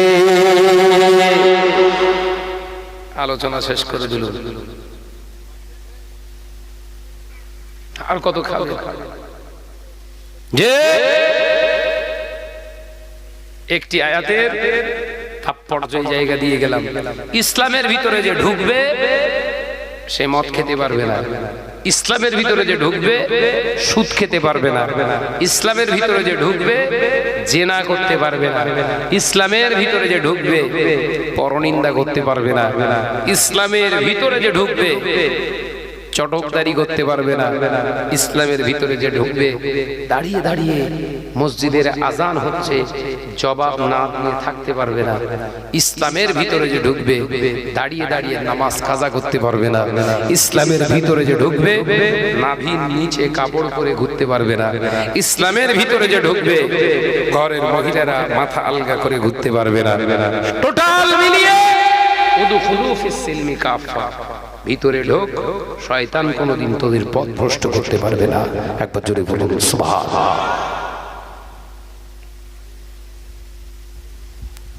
আজকে মুসলিম সমাজ কত পরিমাণে জলসা হয় যায়। আমি শাহনাজের এই গত চৈত্র মাস, ফাল্গুন মাস, আগামী নয় গত বছরে চৈত্র মাসের 10 তারিখ পর্যন্ত জলসা করেছে। চৈত্র মাসের 10 তারিখ 11 তারিখ থেকে পুলিশ ফোন করে বললো ভাইজান বেরোবেন না, কারণ আপনার ওয়াজ আমরা ফলো করি, আপনি বেরো হলে আমাদের কষ্ট হবে। ওদের কথা শুনে সামাজিক পরিস্থিতির উপরে আমি বন্ধ করেছিলাম দাওয়াতি কাজ। 10 তারিখ চৈত্র মাসের 11 তারিখ থেকে শুরু করে রোজার আগের দিন পর্যন্ত 150 খানা জলসা আমার ক্যান্সেল করতে হয়েছে। 150 খানা জলসা প্রতি বছরে কিছু কম 350 ওপরে আমাকে জলসা করতে হয় আপনাদের নেক দোয়ায়। এই মুসলিম সমাজে ঘুরে যেটা দেখছি, আমার ভাইরা যারা জলসা দিচ্ছে মেজরিটি সংখ্যক ভাইরা বেনামাজি, দাড়ি কাটা, পেচ্ছাপ ফিরে পানি নেয় না। তাই আমি চিন্তা ভাবনা করি ওয়াজ নসিহত কাহিনী হবে না, যা হবে এদের হতে হবে। তাতে আমার দাওয়াত কাটুক লাভ আছে না নাই? দাওয়াত কেটে যাক লাভ আছে, কিন্তু দুটো দাওয়াতে যাব, দুটো ছেলে যদি শুধরে যায় ওটাই হলো আমার আখিরাতের সঞ্চয়। একবার জোরে বলুন। ওই জন্য বছরের শেষে আমি গবেষণা করি, বসে বসে অ্যানালাইসিস করি, ইন্টারফেয়ার জাস্টিস করি, বিচার করি যে ওয়াজ নসিহত গুলো করে এলাম, আগামী দিনের নসিহত গুলো কি করতে হবে, কারা দাওয়াত দিচ্ছে, এদের দিয়ে হবে ওয়াজ, বানানো গল্প চলবে না। আর এত তাফসীর করতে আসি না। আল্লাহ পাক আমাদের সকলকে খাতিমা বিল খায়র নসিব করেন, বলুন আমিন। আমি আপনাদের ছোট ভাই আলোচনা করলাম, কাউকে ব্যক্তি বিশেষের উপরে আক্রমণ করার জন্য নয়। আপনারা আমার ভাই, আপনারা যদি বিপদগামী হন, আমি যে সুখে থাকবো এটা হতে পারে না। বিশ্বনবী জানিয়েছেন, তুমি মুসলমান, তোমার সামনে যদি কোনো ভাই অন্যায় করে, তোমার দায়িত্ব হলো তোমার শক্তি দিয়ে তাকে বাধা দেওয়া। যদি তা না হয় জবান দিয়ে প্রোটেস্ট করো, প্রতিবাদ করো। যদি তা না পারো ওখান থেকে ঘৃণা করে চলে এসো। তবে আমি রাসূলুল্লাহ বলছি, জেনে রেখো এটা হলো তোমার ঈমানের দুর্বলতা। আল্লাহ যখন সুযোগ দিয়েছেন মাইকে উঠে বলবার, সেই সুযোগটা কাজে লাগালাম। আল্লাহ পাক আমাদের সকলকে কবুল করেন, বলুন আমিন। আরো জোরে বলি আল্লাহুম্মা আমিন। মহব্বতের সঙ্গে দরুদ আল্লাহুম্মা সাল্লি আলা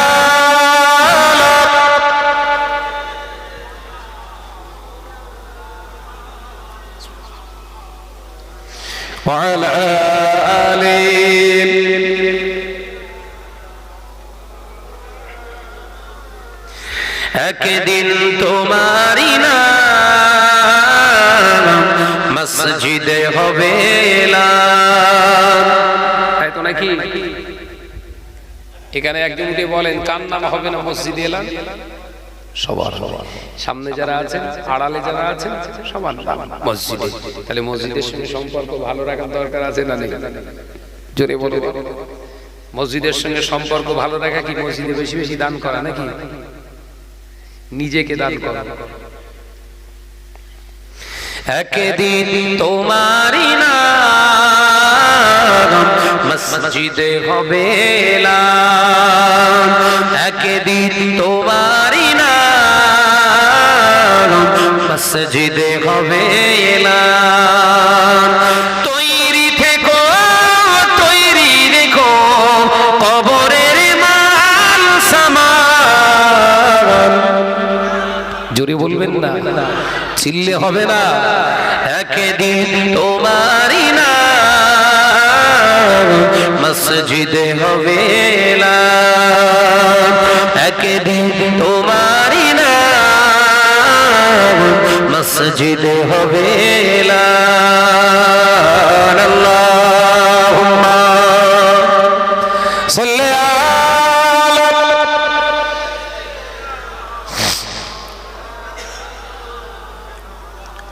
وعلى آله।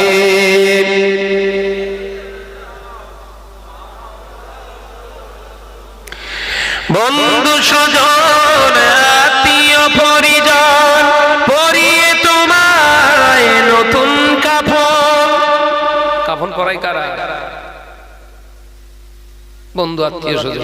চল সানাজ ভাই কাফনটা পরায়, একসঙ্গে ঘুরতাম, ভালোবাসার মানুষ।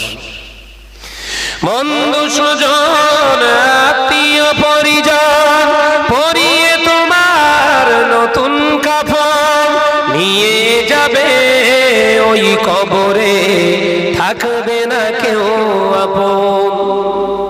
হুজুর হুজুর করছিল সেও একদিন তোমারি নাম মসজিদে হবে এলান, একদিন তোমারি নাম মসজিদে হবে এলান।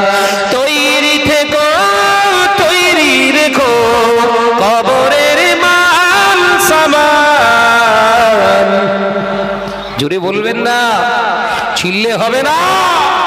একদিন তোমারি নাম মসজিদে হবে এলান। আল্লাহুম্মা সাল্লি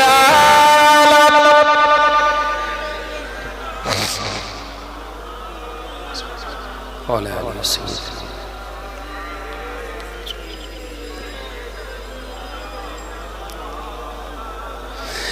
টাকা কড়ি গাড়ি বাড়ি থাকবে না কেউ সঙ্গে তোমার, টাকা কড়ি গাড়ি বাড়ি থাকবে না কেউ সঙ্গে তোমার, থাকবে সেদিন সঙ্গী হয়ে মোর নবীর সুন্নাহ।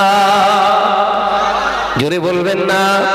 দামি জামা পরতো সানা, গোসলের সময় খুলে নেওয়া হবে। দামি লুঙ্গি পরতো সানা, গোসলের সময় খুলে নেওয়া হবে। ও দুনিয়ার মানুষেরা, সাজার জিনিস যত পরছো সব গোসলের সময় খুলে নেওয়া হবে। তোমাকে তিনটি কাপড় উপহার দেওয়া হবে।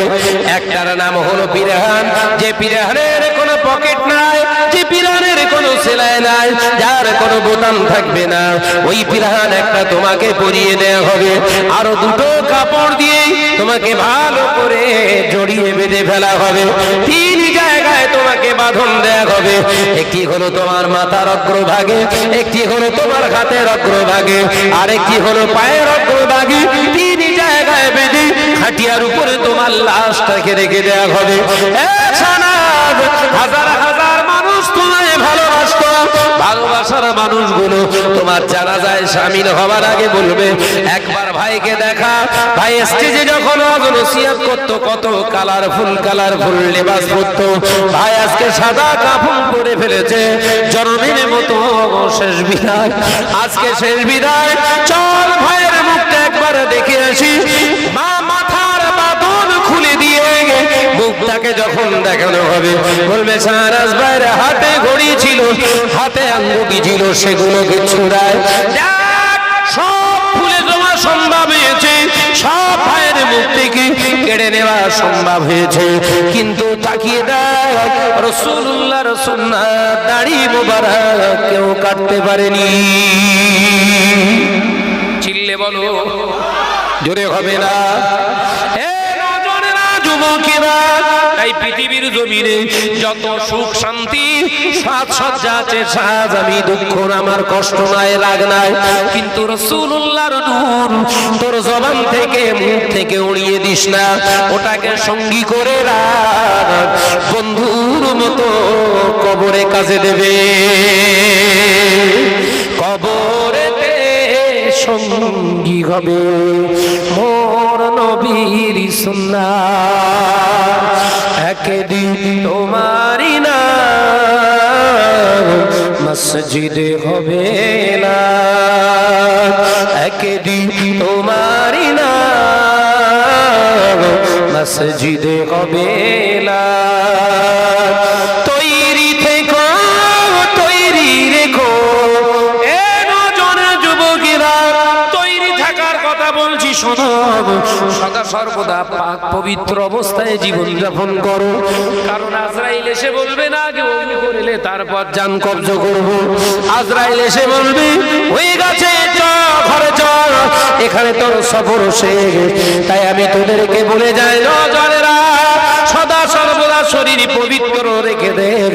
আল্লাহ নবী পাক জবানে জানিয়ে দিলেন যে মুসলমানের মুখে দাড়ি শরীর পবিত্র রেখে মরে, ওর মৌতের আসানের উসিলায়, ওর পাক পবিত্র থাকার উসিলায় ওর কবরটা আযাব মুক্ত কবর হয়ে যাবে। নারায়ে তাকবীর।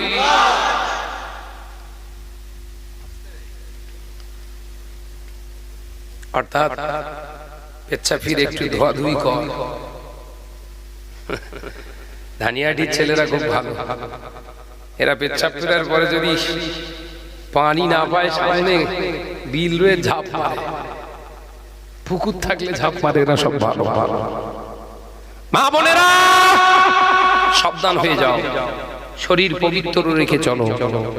শরীর পবিত্রতার গুণ হলো রাসূলুল্লাহ হাদিস পাকে বলেছেন সাল্লাল্লাহু আলাইহি ওয়াসাল্লাম, মৃত্যুটা আসানের মৃত্যু হয়। একবার জোরে বলেন, যে শরীর পবিত্র রাখে তাকে আজরাইল কষ্ট দেন না। একবার জোরে বলেন। আল্লাহ আমাদের সকলকে পাক পবিত্র অবস্থায় থাকার তৌফিক দেন, বলুন আমিন।